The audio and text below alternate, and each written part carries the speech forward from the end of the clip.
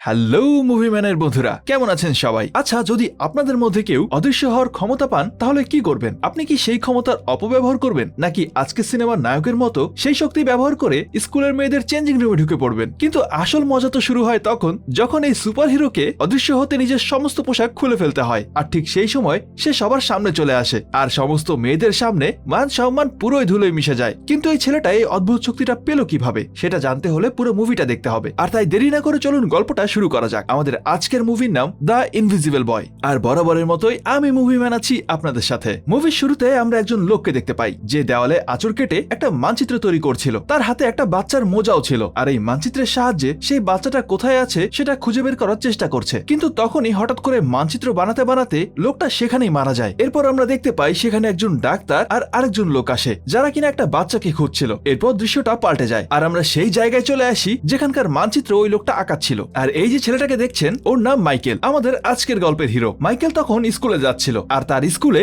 Stella নামের একটা মেয়েও পড়তো। আমাদের এই ছোট্ট হিরো স্টেলাকে বেশ পছন্দ করে, কিন্তু সে কোনোদিনও তার মনের কথা এখনো তাকে বলতে পারেনি। তাই সে লুকিয়ে লুকিয়ে স্টেলার ভিডিও রেকর্ড করতো, আর এখনো সে স্কুলে বসে সেটাই করছিল। কিন্তু তখন তাদের টিচার মাইকেলের ফোনটা দেখে ফেলে আর সেটা তার কাছ থেকে কেড়ে নেয়। এরপর সেখানে একজন পুলিশ অফিসার আসে, যে আসলে মাইকেলের মা। সে ক্লাসের সব বাচ্চাদেরকে বলে তাদের ক্লাসের একটা বাচ্চা বেশ কয়েকদিন ধরে নিখোঁজ হয়ে আছে, সে নাকি এখনো বাড়ি ফিরে আসেনি। তাই যদি কারোর সাথে কথা হয় সে যেন তাকে বাড়ি চলে যেতে বলে। এটা বলে মাইকেলের মা সেখান থেকে চলে যায়। কিন্তু ঠিক তখনই হঠাৎ করে মাইকেলের নাক থেকে রক্ত পড়তে শুরু করে। তখন সে টিচারকে বলে দ্রুত ওয়াশরুমে চলে যায়। আসলে আজকে রাতে হ্যালোউইন পার্টি ছিল, যেখানে স্টেলাও যাবে। আর তাই মাইকেল সেই পার্টিতে যাওয়ার জন্য একটা সুন্দর সুপারহিরো পোশাক কেনার জন্য 50 ইউরো জমিয়েছিল। কিন্তু সে যখন ওয়াশরুমে আসে তখন স্কুলের দুইজন বদমাশ ছেলে, ইভান আর ব্রাডো, যারা সবসময় মাইকেলকে বুলি করত, তারা সেখানে চলে আসে। আর ইভান এখানে এসে মাইকেলকে বিরক্ত করতে শুরু করে আর তার জমানো সেই টাকাগুলো নিয়ে নেয়। কিন্তু মাইকেলের ভেতরে তাদের সাথে লড়াই করার মতো সাহস ছিল না, তাই সে দৌড়ে সেখান থেকে পালিয়ে আসে। এরপর বাড়ি ফিরে মাইকেল তার জমানো আরো কিছু টাকা খোঁজার চেষ্টা করছিল, কিন্তু তার কাছে এখন অনেক অল্প টাকা আছে। আর তাই এবার সে একটা কম দামি কস্টিউম কেনার জন্য একটা চাইনিজ দোকানে আসে। আর এখানকার দোকানদার তাকে একটা চাইনিজ সুপারহিরো পোশাক দেয়। এই পোশাকটা সে আগে কখনো দেখেনি, তাই সে দোকানদারকে জিজ্ঞেস করে, আচ্ছা এটা কোন ধরনের সুপারহিরোর পোশাক? দোকানদার তখন একটু সাসপেন্স নিয়ে বলে, তুমি খুব তাড়াতাড়ি এটা সম্পর্কে জানতে পারবে। এরপর রাতে মাইকেল সেই পোশাকটাই পরে হ্যালোউইন পার্টিতে চলে আসে। কিন্তু সেখানে ইভান আর ব্রাডো ছিল, যারা মাইকেলকে সবসময় বিরক্ত করত। তারা দুজন মাইকেলের ফোন থেকে লুকিয়ে রেকর্ড করা সেই ভিডিওগুলো হঠাৎ করে টিভিতে চালিয়ে দেয়। আরে ওই যে আমাদের হিরো তো লুকিয়ে লুকিয়ে তার ক্রাশকে রেকর্ড করতো। আর এই বিষয়টা স্টেলার খুবই খারাপ লাগে। আর তখন আশেপাশের বাকি বাচ্চারাও মাইকেলকে বিভিন্ন রকমের কথা বলে বিরক্ত করতে শুরু করে। তাই মাইকেল সবার থেকে বাঁচার জন্য বাথরুমে এসে লুকিয়ে পড়ে আর সে আয়নার সামনে দাঁড়িয়ে নিজেকে বলতে থাকে, এই পোশাকটার শক্তি কি? এরপর সে বলে, আমাকে অদৃশ্য করে দাও। আসলে মাইকেল অনেক লজ্জা পাচ্ছিল। আর তখনই হঠাৎ করে বাথরুমের লাইটগুলো ব্লিঙ্ক করতে শুরু করে। মাইকেল তখন ভয় পেয়ে বাথরুমের জানালা দিয়ে লাফ দিয়ে নিজের বাড়িতে পালিয়ে যায়। কিন্তু পরের দিন সকালে মাইকেল যখন ঘুম থেকে ওঠে তখন সে ব্রাশ করতে গিয়ে দেখে আয়নায় সে নিজেকে দেখতে পাচ্ছে না। আর এটা দেখেই আমাদের ছোট্ট হিরোর মাথায় খারাপ হয়ে যায়। সে ভাবছিল নিশ্চয়ই গতকালকের সেই সুপারহিরো স্যুটের কারণেই সে এই পাওয়ারটা পেয়ে গেছে। মাইকেলের শরীরটা অদৃশ্য হলেও তার গায়ে থাকা পোশাকগুলো তখনও দেখা যাচ্ছিল। আর ঠিক তখনই তার মা যখন তার ঘরে আসে তখন মাইকেল তাড়াতাড়ি নিজের সমস্ত পোশাক খুলে ফেলে, যার ফলে তার মা তাকে দেখতে পাচ্ছিল না। মাইকেল তখন সেখানে থাকা একটা কাগজে দ্রুত লিখে ফেলে যে আমি স্কুলে চলে যাচ্ছি। আর এটা দেখে তার মা আবারও নিচে ফিরে যায়। এরপর আমাদের নায়ক পুরো শরীরে কাপড় জড়িয়ে তার সাইকেলটা নিয়ে স্কুলে চলে আসে, কিন্তু সে বুঝতে পারছিল না এখন সে কি করবে। আর ঠিক তখনই সেই ছেলে দুটোকে আবারও দেখতে পায়, যারা সবসময় তাকে বিরক্ত করে। আর তাই এবার মাইকেলের মাথায় একটা দুষ্টু বুদ্ধি চলে আসে। সে তার সমস্ত পোশাক খুলে ফেলে আবারও অদৃশ্য হয়ে যায়। আর সে এবার অদৃশ্য অবস্থাতেই ক্লাসে চলে আসে। সেখানে এসে সে ইভানের ব্যাগ থেকে একটা পেইন্ট বল গান বের করে টিচারের উদ্দেশ্যে গুলি করে। আর তার পরপরই আবার সেই গানটা ইভানের পাশে রেখে দেয়। আর এই ঘটনায় টিচার তো ইভানের উপরে ব্যাপক ক্ষেপে যায়। কিন্তু বেচারা ইভান বারবার বলছিল, ম্যাডাম আমি তো কিছুই করিনি। কিন্তু কে শোনে কার কথা? যাই হোক, এরপর মাইকেল সোজা চলে যায় টিচারের অফিস রুমে, যেখানে তাদের পরীক্ষার খাতাগুলো রাখা ছিল। এরপর সে লুকিয়ে লুকিয়ে তার পরীক্ষায় আসা সব প্রশ্নের উত্তরগুলো ঠিকঠাক লিখে রাখে, যাতে তার নাম্বারটা অন্তত ভালো আসে। আচ্ছা বন্ধুরা, ছোটবেলায় কেউ কি স্কুলে পড়ার সময় এমন কিছু কখনো কল্পনা করেছিলেন? আমার কিন্তু মাঝে মাঝে মাথায় আসতো, ইস যদি অদৃশ্য হতে পারতাম তাহলে এটা করতাম ওটা করতাম।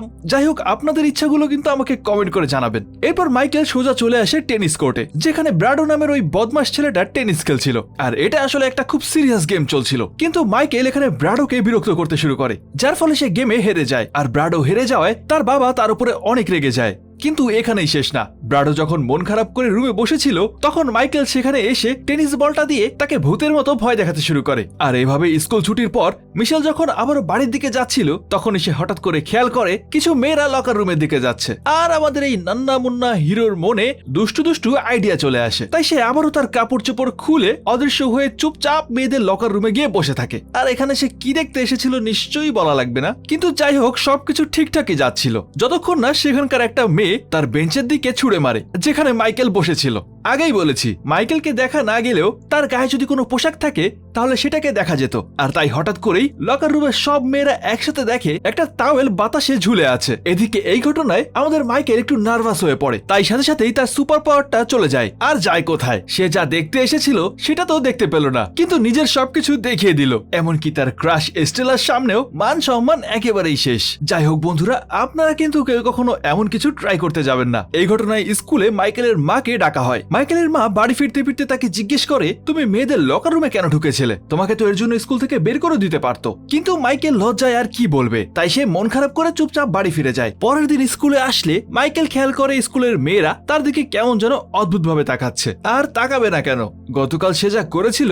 যাই হোক, আজকে তাদের স্কুলে একজন সাইকোলজিস্ট আসে। তিনি এসে জানায় গতকাল থেকে নাকি ব্রাড নামের ওই ছেলেটাও নিখোঁজ হয়ে গেছে। আর তিনি এসে এখানে সবাইকে বোঝাচ্ছিলেন যে এই বয়সে তোমাদের সাথে অনেক কিছুই হয়, কিন্তু তার মানে এই না যে রাগ করে বাড়ি থেকে চলে যেতে হবে। আসলে এই পর্যন্ত যে দুটো বাচ্চা হারিয়ে গেছে তারা সবাই নাকি যাওয়ার আগে চিঠি লিখে রেখে গেছে যে আমি বাড়ি থেকে রাগ করে চলে যাচ্ছি। এদিকে আশেপাশের মেয়েগুলো তার দিকে রাগি রাগি ভাবে তাকিয়ে থাকার কারণে মাইকেল আবারও নার্ভাস হতে শুরু করে। আর তখনই সে খেয়াল করে তার হাত দুটো আবারও অদৃশ্য হয়ে যাচ্ছে। কিন্তু এখানে অদৃশ্য হয়ে গেলে তো সর্বনাশ, সবাই তো তার ব্যাপারে সবকিছু জেনে যাবে। তাই মাইকেল দ্রুত নিজেকে ঢেকে ছুটির জন্য অপেক্ষা করতে থাকে। এদিকে বাড়ি ফেরার পর মাইকেল দেখে তার ছোট বোন ক্যান্ডেলা আগে থেকেই তার রুমে বসে আছে। তাই সে দেয়ালের দিকে মুখ করে ক্যান্ডেলাকে রুম থেকে চলে যেতে বলে, কারণ যদি তার ছোট বোন তাকে এই অবস্থায় দেখে ফেলে তাহলে সে ভয়ে অজ্ঞান হয়ে যেতে পারে। কিন্তু ছোট বোন বলে কথা, সেও কম চালাক না। ক্যান্ডেলা চুপচাপ রুম থেকে চলে যাওয়ার অ্যাক্টিং করে, কিন্তু আসলে সে যায়নি। আর যখনই মাইকেল তার দিকে ফেরে তার ছোট বোন তাকে দেখে চিৎকার করে ওঠে।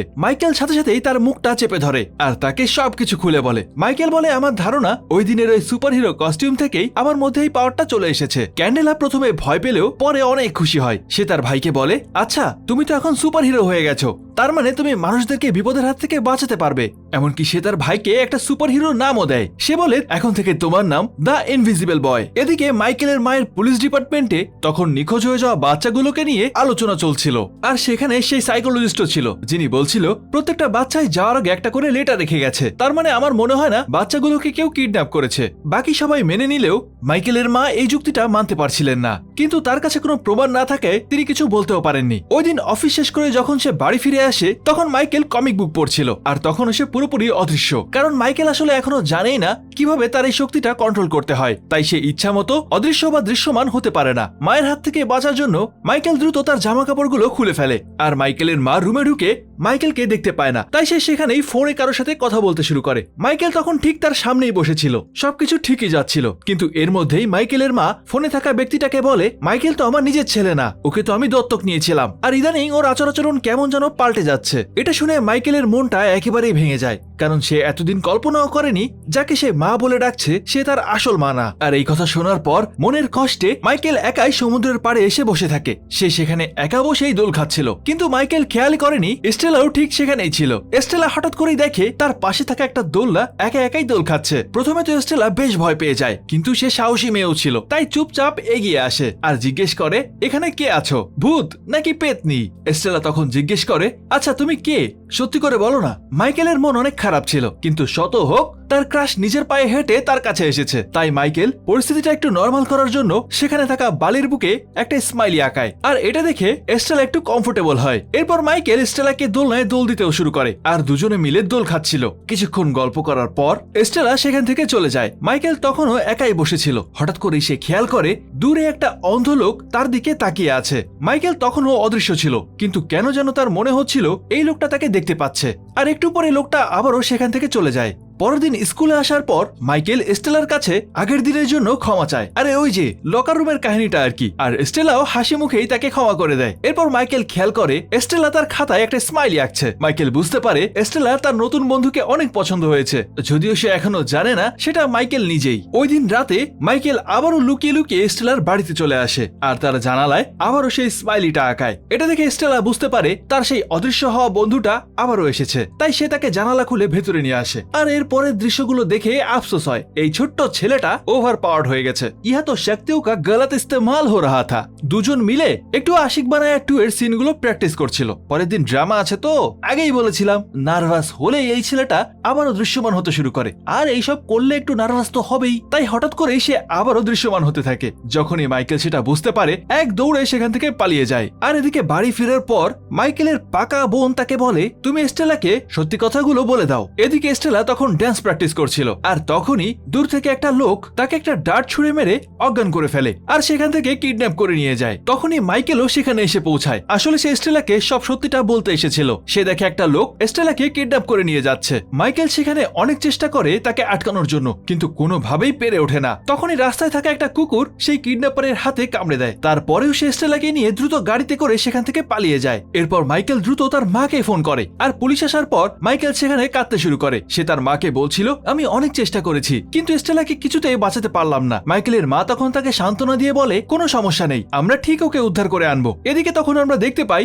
স্টেলার একটা ল্যাবরেটরিতে জ্ঞান ফিরেছে, আর সেখানে থাকা ডাক্তাররা তাকে বেশ কিছু পরীক্ষা করার পর বলে, আমরা যে মেয়েটাকে খুঁজছিলাম এটা সে মেয়ে না। তারপর তারা তাকে একটা রুমে বন্দি করে রাখে। আর স্টেলা দেখে এখানে তার স্কুলে সেই নিখোঁজ হয়ে যাওয়া বাকি ছেলে দুটোও ছিল। অন্যদিকে সকাল হতেই মাইকেল আবারও তার সেই সুপার পাওয়ারওয়ালা কস্টিউমটা খুঁজতে শুরু করে, কিন্তু সে পুরো বাড়ি খুঁজে কোথাও পাচ্ছিল না। তখনই সে দেখে তার সেই কস্টিউমটা ওয়াশিং মেশিনের ভিতরে পড়ে আছে, আর সেটা বের করার পর দেখা যায় সেটা কুচকে ছোট হয়ে গেছে। আর এখন এটা শুধু তার বোনের গায়েই ফিট হচ্ছিল। তার ছোট বোন সেটা পরে অনেকবার অদৃশ্য হওয়ার চেষ্টা করে, কিন্তু সে কিছুতেই পারছিল না। তখন মাইকেল ভাবে তার একটা মাত্রই আশা ছিল, আর সেটাও তার মা নষ্ট করে ফেলেছে। তাই সে রেগে গিয়ে তার মায়ের কাছে আসে আর তাকে বলে, আমি তোমাকে অনেক ঘৃণা করি, তুমি তো আমার আসল মাও নও। এটা শুনে মাইকেলের মা অনেক অবাক হয়ে যায় যে মাইকেল এই ব্যাপারটা জানলো কিভাবে। তারপর মাইকেল রাগ করে বাড়ি থেকে বেরিয়ে সোজা সমুদ্রের পাড়ে চলে আসে। আর সে যখন রেগে গিয়েছিল তখন দেখা যায় তার পেছনে বাড়ির কাচের গ্লাসগুলো ফেটে যাচ্ছিল। মাইকেল একা একা বসেই ছিল। ঠিক তখনই সেখানে সেই অন্ধ লোকটা চলে আসে। মাইকেল প্রথমে বেশ ভয় পেয়ে যায়,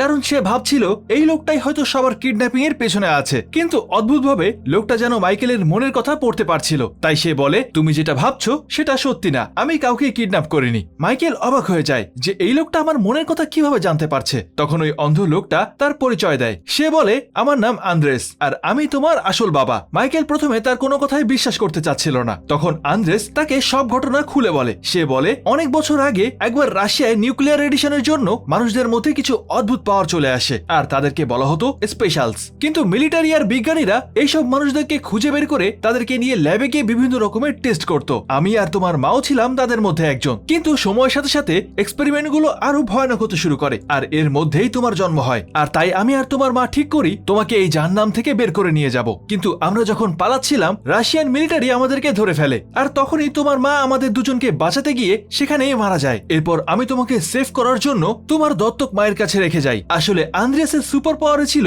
সে মানুষের মনের কথা জানতে পারত, আর তাছাড়াও সে যে কারো স্মৃতি মুছে ফেলতে পারত। তাই সে যখন মাইকেলের এখনকার মাকে দেখতে পায় তখন সে বুঝতে পারে এই মহিলাটা অনেক ভালো মানুষ। এজন্যই সে তার নিজের ছেলেকে তার হাতে তুলে দিয়েছিল। যাই হোক, এরপর আন্দ্রেয়াস মাইকেলকে বলে, তোমার সুপার পাওয়ার কোনো স্যুটের উপরে নির্ভরশীল না, এটা তোমার একান্ত নিজস্ব পাওয়ার যেটা তুমি আমাদের কাছ থেকে পেয়েছো। এদিকে মাইকেলের বর্তমান মা তাকে রুমে দেখতে না পেয়ে সোজা আবারও পুলিশ স্টেশনে চলে যায়। আর সে সেই সাইকোলজিস্টকে জানায় যে মাইকেল জেনে গেছে আমি তার আসল মা না, তাই সে রাগ করে বাড়ি থেকে বেরিয়ে গেছে। তখনই সমুদ্রের কাছে থাকা পুলিশদের কাছ থেকে খবর আসে সি বিচের কাছাকাছি একটা ছেলেকে একটা সন্দেহভাজন লোকের সাথে কথা বলতে দেখা গেছে। তাই পুরো পুলিশ ফোর্সই সেদিকে যাচ্ছিল। কিন্তু পুলিশ আসার আগেই আন্দ্রিয়াস তার ছেলেকে তার পাওয়ারটা কিভাবে কন্ট্রোল করতে হয় সেটা শিখিয়ে দেয়। আর সেই সাথে সে মাইকেলকে এবার একটা স্পেশাল স্যুট গিফট করে, আর তাকে বলে এবার থেকে তোমাকে অদৃশ্য হতে হলে আর নিজের জামা কাপড় খুলে ফেলতে হবে না। আর সেই সাথে আন্দ্রিয়াস মাইকেলকে সাবধান করে বলে যে সেই রাশিয়ান লোকগুলো এখনো আমাদেরকে খুঁজে বেড়াচ্ছে, তাই তোমাকে অনেক সাবধান থাকতে হবে।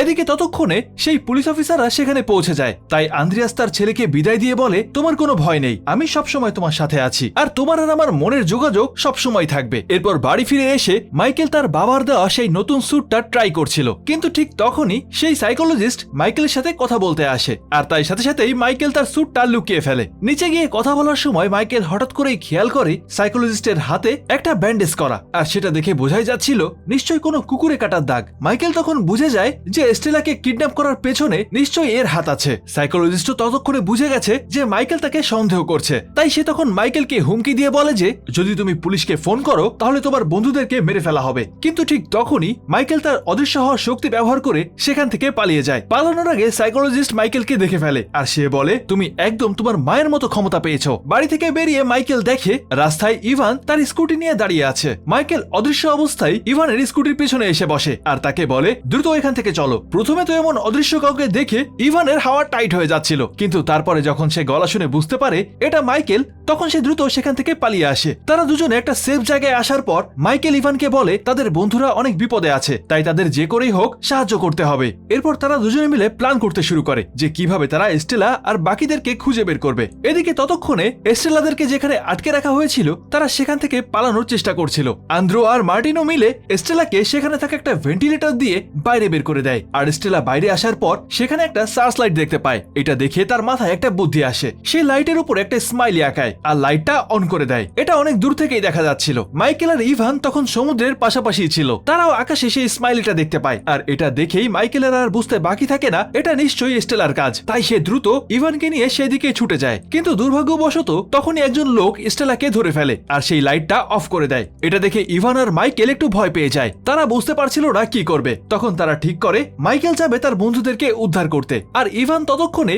জাহাজের অন্যদিকে গিয়ে শব্দ করে বাকিদেরকে ডিস্ট্রাক্ট করবে। যেমন প্ল্যান হয় তেমনই কাজ। মাইকেল এবার সোজা জাহাজের কন্ট্রোল রুমে চলে আসে। এদিকে ইভান তখন অন্যদিকে শব্দ করার কারণে সেই সাইকোলজিস্ট আর বাকিরা কন্ট্রোল রুম থেকে বাইরে বেরিয়ে যায়। এই সুযোগে মাইকেল সোজা চলে আসে তার বন্ধুদেরকে যেখানে আটক করে রাখা হয়েছিল সেখানে, আর তখন স্টেলা সহ বাকিদেরকে এক রুম থেকে অন্য রুমে নিয়ে যাওয়া হচ্ছিল। তখনই মাইকেল পেছন থেকে অতর্কিত আক্রমণ করে তাদেরকে মুক্ত করে নেয়, আর এবারে একেবারে সুপার হিরোর মতো স্টেলার সামনে নিজের মাস্কটা খুলে ফেলে। স্টেলা যখন দেখে যে সেই ইনভিজিবল বয়টা আসলে মাইকেল, সে অনেক খুশি হয়। তখন মাইকেল সবাইকে বলে তোমরা এখান থেকে বের হয়ে যাও, বাকিটা আমার উপর ছেড়ে দাও। কিন্তু স্টেলা বাকি দুজনকে বের করে দিয়ে বলে জাহাজের অন্য পাশে আরো লোকদেরকে বন্দী করে রাখা হয়েছে, আমাদের উচিত তাদেরকেও মুক্ত করে নিয়ে যাওয়া। এটা বলে সে মাইকেলকে রাস্তা দেখিয়ে সেদিকে নিয়ে যাচ্ছিল, আর হঠাৎ করেই তার একটা অন্ধকার রুমে চলে আসে। কিন্তু এখানে আসার পরেই ঘটে একটা অবিশ্বাস্য ঘটনা। স্টেলা হঠাৎ করেই মাইকেলের দিকে একটা বন্দুক তাক করে। মাইকেল যেন নিজের চোখকে বিশ্বাসই করতে পারছিল না।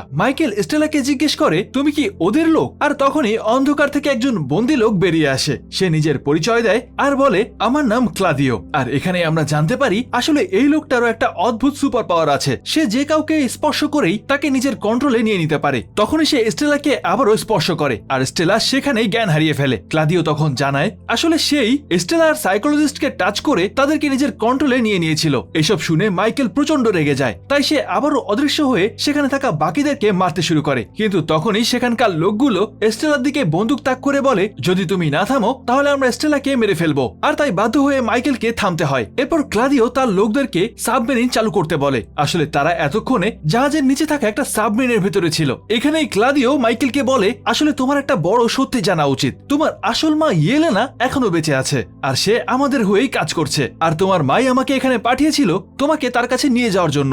এসব কথা শুনে মাইকেল বেশ ইমোশনাল হয়ে পড়ে। অন্যদিকে বাইরে তখন মাইকেলের পুলিশ মা আর আন্দ্রিয়াস সেখানে পৌঁছে যায়। আন্দ্রিয়াস বাইরে থেকেই বুঝতে পারে মাইকেল আর জাহাজে নেই। অন্যদিকে জাহাজে একটা বিস্ফোরণ হতে চলেছে। ঠিক তখনই দেখা যায় আন্দ্রো আর মার্টিনো আর সেই সাথে সেই সাইকোলজিস্ট সবাই মিলে জাহাজ থেকে লাফিয়ে পড়ছে, আর ঠিক তখনই সেই বিস্ফোরণটা ঘটে। এটা দেখে মাইকেলের বর্তমান মা মনে করে হয়তো মাইকেল মারা গেছে। এটা ভেবেই সে সেখানে বসে কাঁদতে শুরু করে। এদিকে পানির নিচে থাকা সাবমেরিনে ক্লাদিও তখন স্টেলাকে একটা ক্যাপসুলে পাঠিয়ে দেয় যাতে তাকে পানির উপরে পাঠিয়ে দেওয়া হয়। আর সে মাইকেলকে বলে এই সাধারণ মানুষের দুনিয়ায় তোমার এখানে কোনো কাজ নেই, তোমার উচিত নিজের মতো বাকি স্পেশাল মানুষদের সাথে থাকার। কিন্তু তার কথাগুলো শুনে মাইকেল প্রচন্ড রেগে যায়, আর তার রাগের কারণে হঠাৎ করে সাবমেরিনটা কাঁপতে শুরু করে। ক্লাদিও বুঝতে পারে আসলে মাইকেল তার ধারণার থেকেও বেশি শক্তিশালী। তখন মাইকেল বলে আমার জীবন এখানেই, আমি এখানেই বড় হয়েছি আর আমার বন্ধুদের সাথেই থাকতে চাই। এটা বলে সে নিজেও একটা ক্যাপসুলে করে সেখান থেকে চলে যেতে থাকে। তখন ক্লাদিও তাকে বলে তোমার মা এই ঘটনায় অনেক রেগে যাবে। কিন্তু মাইকেল পিছনে ফিরে বলে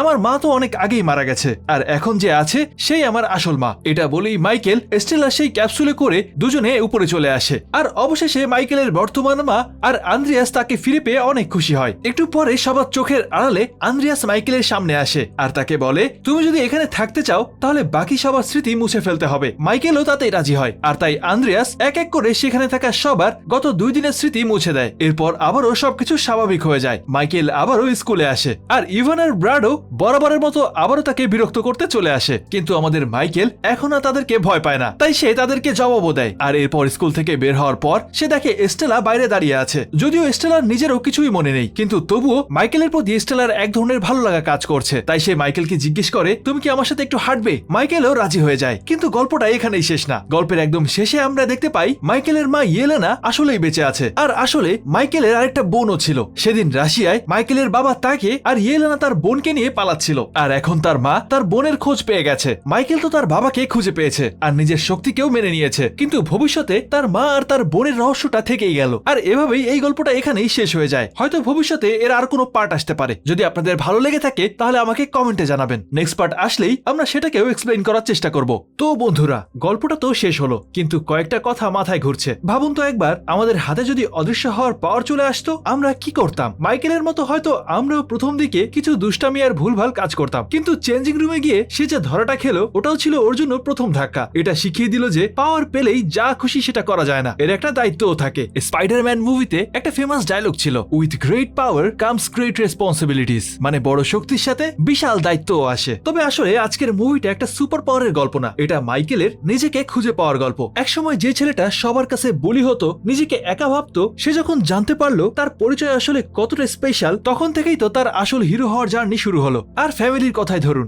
যে মা তাকে এত ভালোবাসা দিয়ে বড় করলো, সে তার আসল মা না। এটা জেনেও তার প্রতি মাইকেলের ভালোবাসা এক বিন্দুও কমেনি। এটাই তো শিখিয়ে দেয়, পরিবার শুধু রক্ত দিয়ে হয় না, ভালোবাসা আর যত্ন দিয়েও হয়। দিন শেষে মাইকেলের আসল সুপার পাওয়ার কিন্তু অদৃশ্য হওয়া ছিল না। তার আসল সুপার পাওয়ার ছিল তার ভেতরে সাহসটা, বন্ধুদের বাঁচানোর জন্য ঝুঁকি নেওয়া, বিপদের ভয় না পেয়ে লড়ে যাওয়া। এটাই তাকে সত্যিকারের হিরো বানিয়েছে। আমাদের সবার মধ্যেই হয়তো এমন একটা শক্তি লুকিয়ে আছে, প্রয়োজন শুধু সঠিক সময় সেটাকে চিনে নেওয়ার। তো বন্ধুরা, আমাদের আজকের গল্পটা কেমন লাগলো কমেন্টে জানাতে একদমই ভুলবেন না। আর এখন চলে যাচ্ছি সরাসরি আমাদের মুভি ম্যানের ফ্যান সেকশনে। আমাদের আজকের সেরা মন্তব্যকার হিসেবে নির্বাচিত হয়েছেন এমডি নাহিদ ভাই। তিনি বলেছিলেন, মুভিটা আমার মন ছুঁয়ে গেছে, খুব সুন্দর মুভি। আপনাকে অনেক ধন্যবাদ নাহিদ ভাই। আর এভাবে আমাদের পাশে থাকার জন্য আপনাদের সবাইকে জানাই অন্তরের অন্তঃস্থল থেকে অসংখ্য ধন্যবাদ। আজকের মতো বিদায় নিচ্ছি, আবারও দেখা হবে নতুন কোনো মুভির গল্প নিয়ে। ততদিন পর্যন্ত সবাই ভালো থাকুন, আর অবশ্যই ভালোকে ভালোবাসুন।